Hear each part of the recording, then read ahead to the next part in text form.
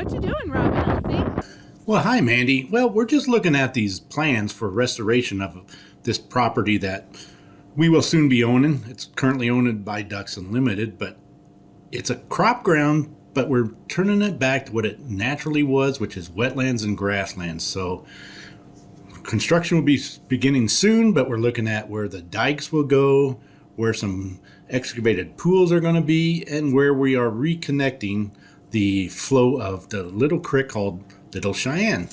I'm just kind of looking over this Ochs Tract. This is a piece of property, half a section of ground that the Nature Conservancy and Ducks Unlimited purchased together.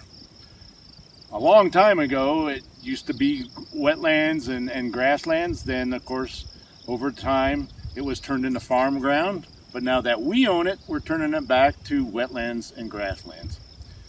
And so, working with the NRCS and putting this into a wetland easement program, a lot of construction has taken place, such as this dike that runs along behind me.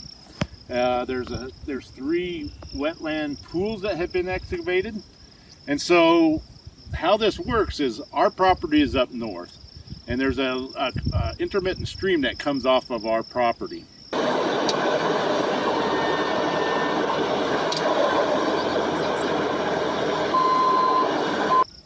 And it used to go into the road ditch and it was drained around the property. But now we've reestablished the original stream channel, and it comes through here, and we can divert water into different places. Like we can divert water up there to fill 22 acres of wetlands right behind you, or we let it come through the stream and it fills in another 30 acres of wetlands down here.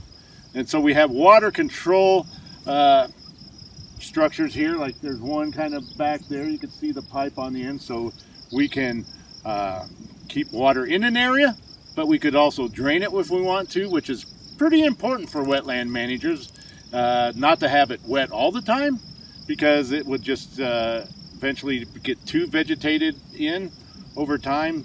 So we like to dry these up and maybe go in and disc them or hay them and things like that. So this is a new piece of property. We'll eventually, there'll be walk-in hunting allowed here. It's going to be a iWeehaw program, but it's going to be open to the public here soon, and but most importantly, it's a new addition for wildlife.